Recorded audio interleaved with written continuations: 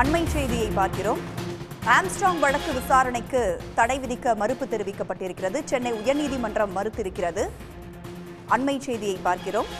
பகுஜன் சமாஜ் கட்சி தலைவராக இருந்த ஆம்ஸ்ட்ராங் 2024 ஜூலை 5ஆம் தேதி வெட்டி கொலை செய்யப்பட்டார். இந்த நிலையில் ஆம்ஸ்ட்ராங் கொலை வழக்கில் இதுவரை 27 பேர் கைது செய்யப்பட்டு சிறையில் அடைக்கப்பட்டிருக்கிறார்கள். இந்த நிலையில் வழக்கு விசாரணையை சிபிஐக்கு மாற்றக்கோரி பகுஜன் சமாஜ் கட்சி மாநில பொதுச் செயலாளர் மனு தாக்கல் செய்திருந்த நிலையில் வழக்கில் சம்போ செந்தில், மொட்டை கிருஷ்ணன் தலைமறைவாக உள்ளதால் சிபிஐக்கு மாற்ற கோரிக்கை விடுக்கப்பட்டிருந்தது. இந்த நிலையில் அரசு தரப்பில் பதில் மனு தாக்கல் செய்ய அவகாசம் கேட்ட நிலையில் காவல்துறை பதிலளிக்க சென்னை உயர்நீதிமன்றம் ஆணை பிறப்பித்திருக்கிறது. ஆம்ஸ்ட்ராங் கொலை வழக்கு விசாரணைக்கு இடைக்கால தடை விதிக்க சென்னை உயர்நீதிமன்றம் மறுப்பு தெரிவித்திருக்கிறது. அண்மை செய்தியை பார்க்கிறோம்.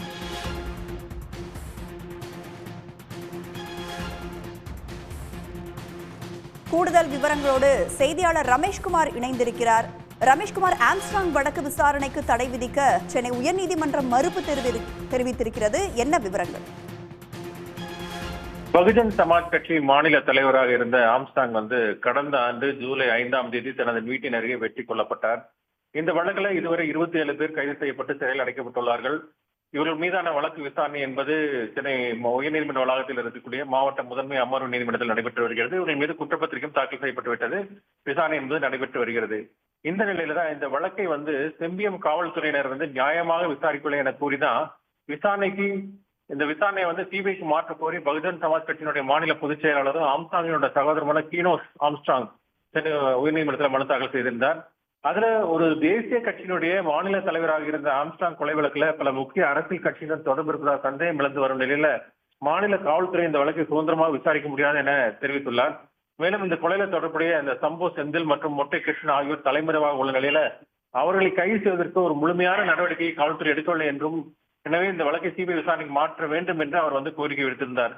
இந்த மனுதான் நீதிபதி பி வேல்முருகன் முன்பு விசாரணைக்கு வந்தது.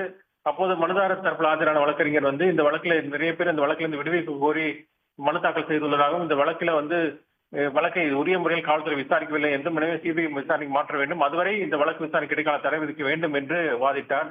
இதற்கு அரசு கூடுதல் குற்றவியல் வழக்கறிஞர் ஆர் முனியப்பராஜ் ஆஜராகி எதிர்ப்பு தெரிவித்து இதில் பதில் மனு தாக்கல் செய்ய வேண்டும் என்றும், எந்த இடைக்கால தடை விதிக்கக்கூடாது என்றும் கேட்டுக்கொண்டார்.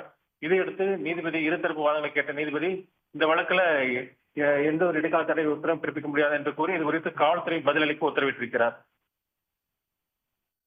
விவரங்களை பகிர்ந்து கொண்டமைக்கு நன்றி ரமேஷ்குமார். உடனுக்குடன் செய்திகளை தெரிந்து கொள்ள சன் நியூஸ் பெல் ஐகானை கிளிக் பண்ணுங்க.